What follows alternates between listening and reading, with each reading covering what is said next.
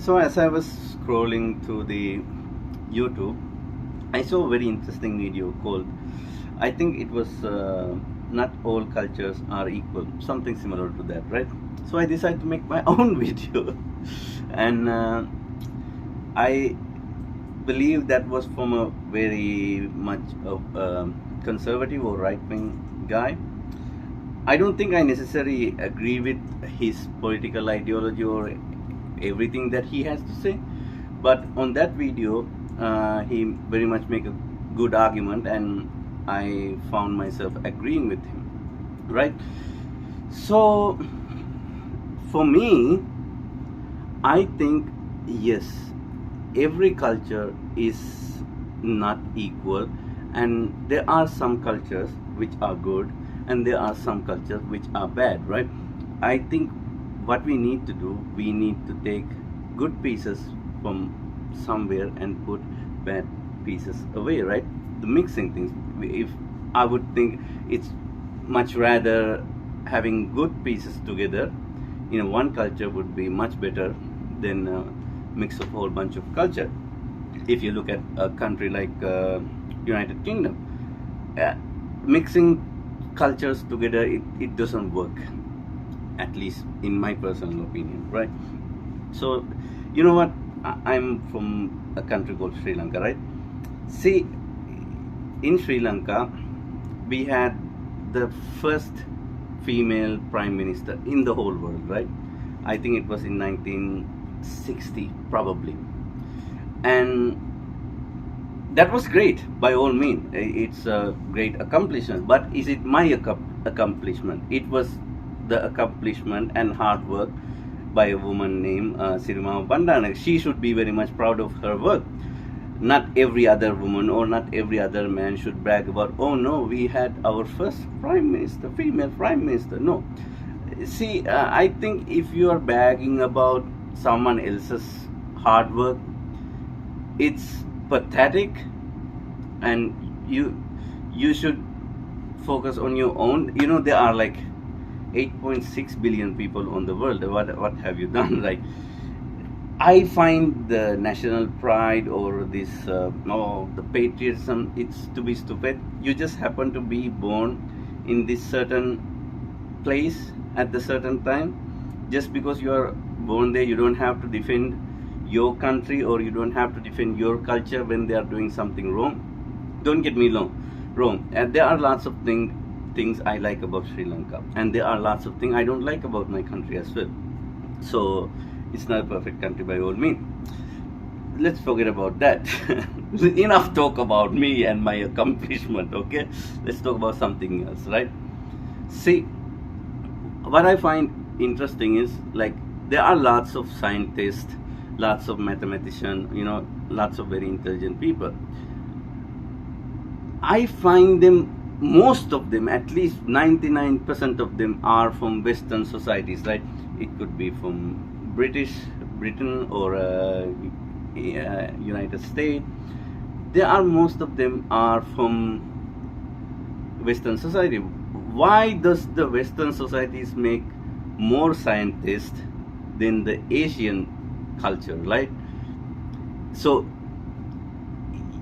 it's technically, so if you look at that, there is a problem with that certain culture. If you're not making scientists, I'm not saying every country should have a scientist. It's, you know, why all these Western societies or Western cultures build up scientists like Richard Dawkins or Isaac Newton, Albert Einstein, you know, there are Neil deGrasse Tyson, right? But in Eastern societies, it's very few scientists, right? Even if they were a scientist who came up from, for example, country like Sri Lanka or India or Nepal, they are taking an education from somewhere else. So that means there is a problem in the culture and problem in the education system.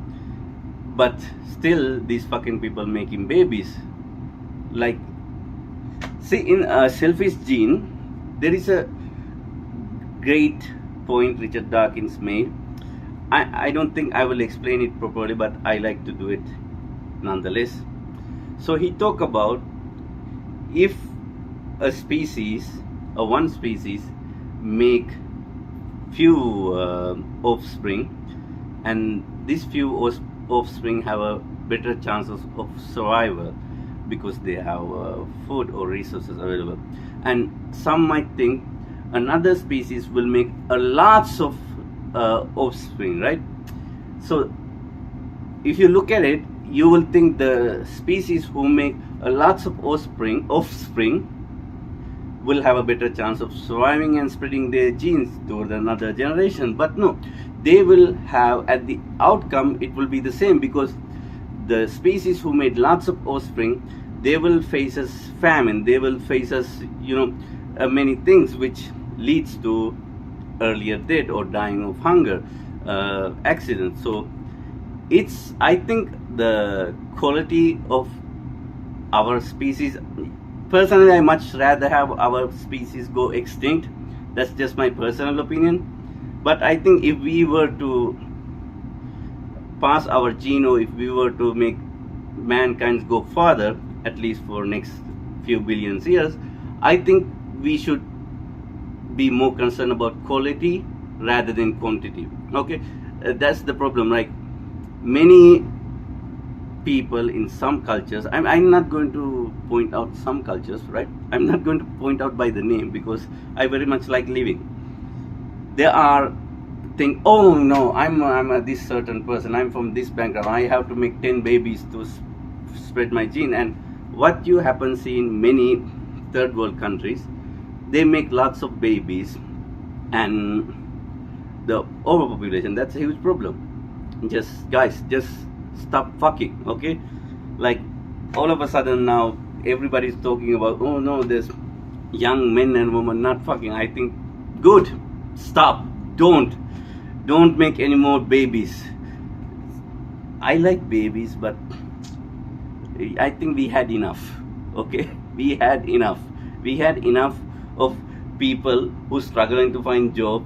We have enough of women getting raped in India every 15 to, I don't know the number they are, and we have enough of drug cartels, we have enough of religious extremists. Okay, enough. I think what we need more is more great people. I sound like Nietzsche. I think we need higher men. Okay, if we want to get to this Ubermensch of perfect society, perfect human being, we need to stop fucking. Okay, I'm sorry. Okay, this might be a nihilistic take, but I'm not a nihilist. I'm a existential croissant nihilist. There is a huge difference. Okay, so see, I mentioned before in 1960 we had in Sri Lanka we had first female prime minister, and there are some countries in 2026 which a young girl cannot even get an education, or not allowed to get an education, right? Which is so not so much for progress. And another thing, like let me think, when was the, I think 1666 or something, right? Isaac Newton discovered gravity, and there are some people who are still struggling to make a simple mathematical equation, including me. It's just, I think, when you are bringing a child into this world, you need to think, forget about yourself, you need to think about the society or about your child. You have to bring a great man or a great woman into the society. Okay, and the other thing, I seen lots of Indian defending their culture, which I find it to be fucking hypocritical. Okay, there are lots of scam happening in countries like India, Nigeria, right, and China also.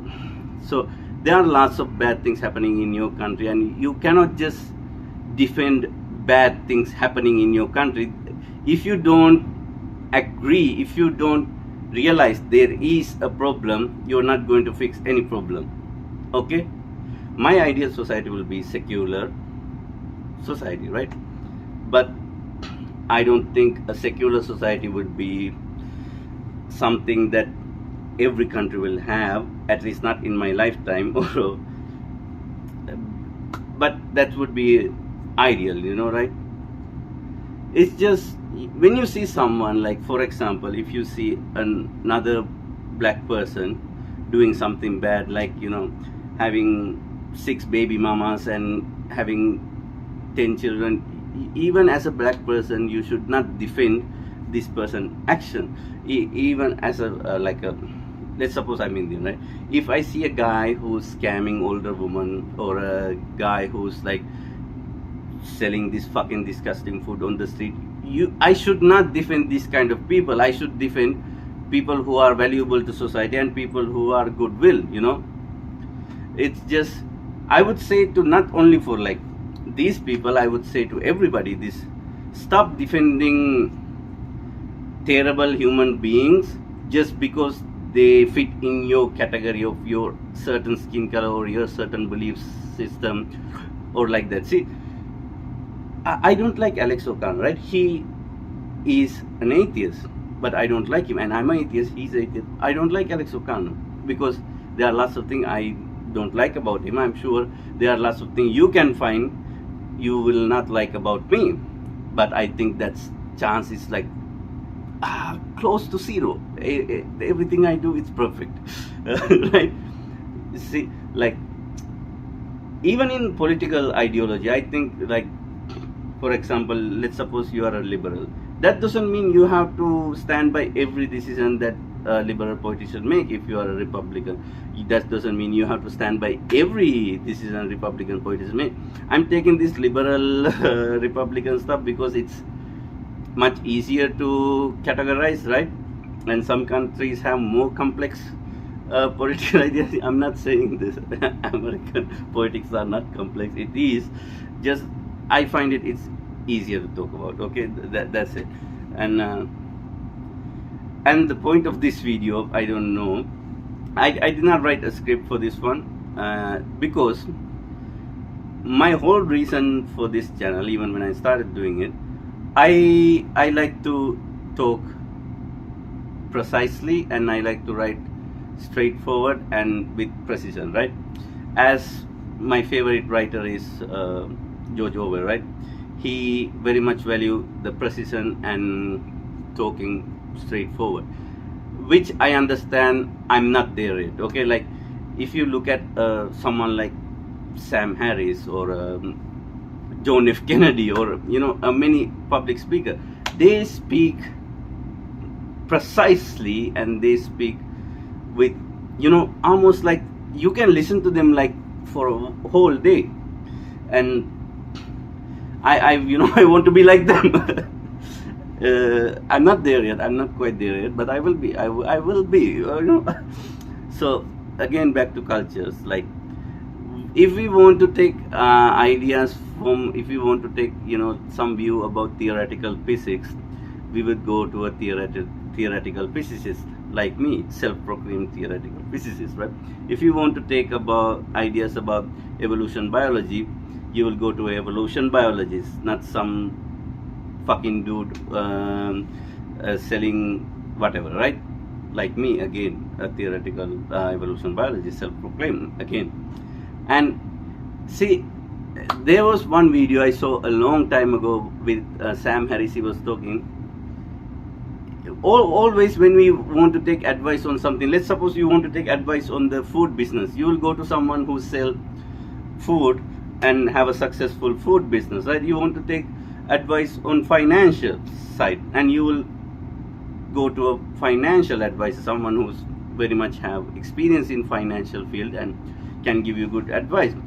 Why is it when come to things like morality, we go to people like, I mean, can you imagine like the guy who's selling disgusting street food, without any hygiene?